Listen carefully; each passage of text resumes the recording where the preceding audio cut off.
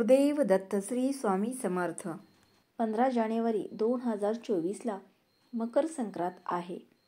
मकर संक्रांत दिवशी काही उपाय केल्यास आपल्या जीवनातील ग्रहदोष, अडचणी, समस्या दूर होतात. तुम्ही घरात, ऑफिसमध्ये खूप मन लावून काम करताय, परंतु तुम्ही मन लावून काम करून देखील लोक तुमची कदर करत नाहीत. अशी समस्या तुमच्या आयुष्यात असेल तर तुम्ही मकर संक्रांतीच्या दिवशी एक उपाय नक्की करू शकता. त्याचबरोबर मान प्रतिष्ठा मिळत नाही, घरात तुम्हाला मान मिळत नाही, अशी समस्या असेल तर मकर संक्रांती दिवशी काही खास उपाय करता येतील. चला तर जाणून घेऊयात, मकर संक्रांत दिवशी आपण कोणते उपाय केल्यास तुमच्या समस्या, अडचणी दूर होऊन तुम्हाला मान प्रतिष्ठा प्राप्त होतील. त्यापूर्वी आपल्या चॅनेलवर नवीन असाल तर चॅनेलला सबस्क्राईब करून बेल आयकॉनला क्लिक करा. मकर संक्रांत ज्योतिषशास्त्रानुसार खूप महत्त्वाची असते. मकर संक्रांतीच्या दिवशी ग्रहदोष निवारण करण्यासाठी विशेष असे उपाय केले जातात. तसेच आपल्या जीवनात येणाऱ्या अडचणी, अडथळे मकर संक्रांती दिवशी केलेल्या उपायाने दूर होतात. त्यापैकीच एक अत्यंत प्रभावी उपाय म्हणजे सूर्याला जल अर्पण करणे, सूर्याला अर्घ्य देणे.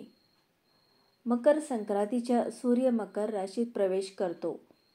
मकर राशीचा स्वामी शनिदेव आहे. म्हणूनच ही घटना विशेष असते, कारण सूर्य आणि शनी या दोन्ही ग्रहांच्या ऊर्जा विरुद्ध आहेत. सूर्यनारायण अग्निपुंज आहेत, तर शनी महाराज थंड आहेत. ज्यावेळी दोन विरुद्ध ऊर्जा एकत्र येतात तिथे काही ना काही घडतंय, यातच शंका नाही. आणि जे काही घडतं त्याचा लाभ माणसांना करून घ्यायचा असतो. यासाठीच या विशेष घटनेचा लाभ करून घेण्यासाठी ज्योतिषशास्त्रीय उपाय केले जातात.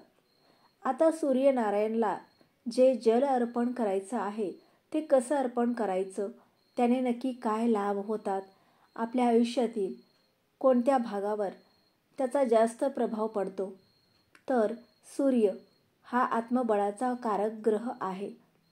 ज्या व्यक्तींच्या कुंडलीमधील सूर्यग्रह चांगला असतो त्यांना आपोआपच सहजच पद, प्रतिष्ठा मिळते.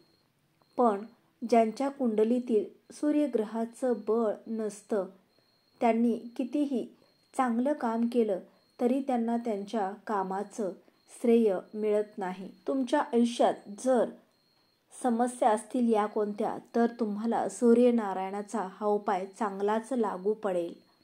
एक म्हणजे पहिली समस्या, तुम्हाला सतत उदास वाटते का? कोणत्याही काम करायला उत्साह वाटत नाही. दुसरं म्हणजे तुमची तब्येत वारंवार खराब होत असेल. आज हे दुखते, उद्या ते दुखते, डॉक्टरकडे जाऊन आल्यानंतरही काही होत नाही किंवा सतत डॉक्टरकडे जावं लागतं. ही समस्या असेल तर तुम्ही सूर्याला मकर संक्रांती दिवशी जल नक्की अर्पण करा. तिसरी समस्या म्हणजे आत्मविश्वासाची कमतरता. तरुण वयातील मुलं-मुलींना ही समस्या असते. नोकरी व्यवसायात आत्मविश्वासाची गरज असते. यासाठी सूर्य उपासनेशिवाय पर्याय नाही. चौथी समस्या म्हणजे पद आणि प्रतिष्ठेचा अभाव. पैसा भरपूर आहे पण प्रतिष्ठा, मान नाही, सत्ता नाही. अशा वेळी सूर्य उपासना हा उपाय आहे. पाचवी समस्या म्हणजे नोकरी व्यवसायामध्ये येणारे सततचे अपयश.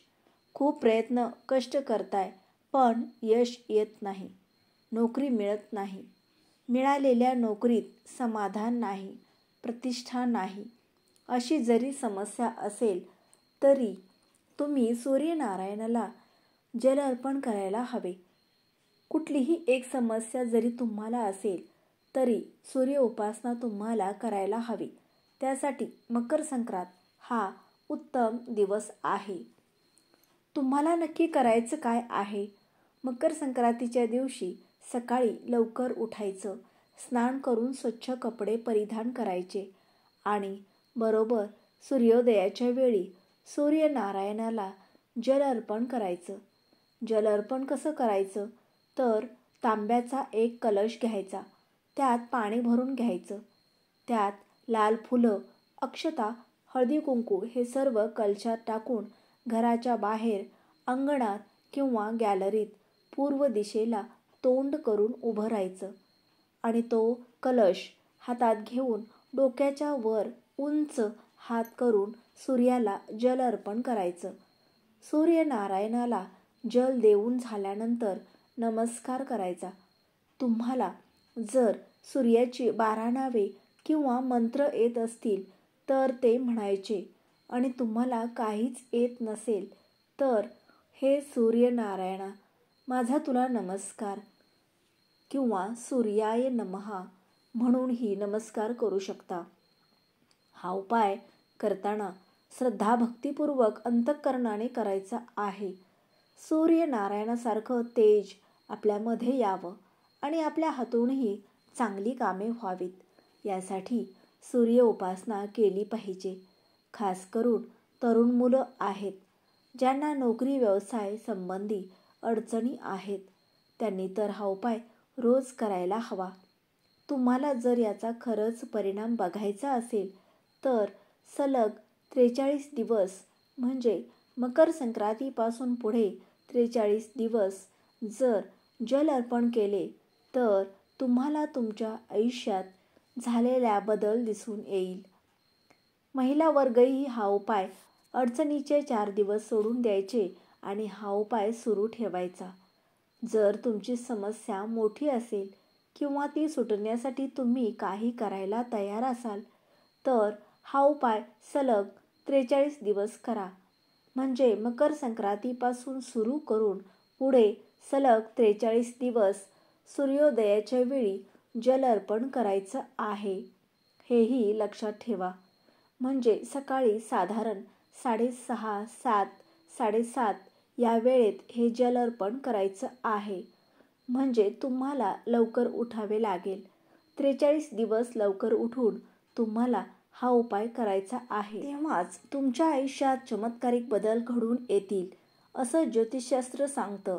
तेव्हा मकर संक्रांतीच्या दिवशी हा उपाय नक्की करा.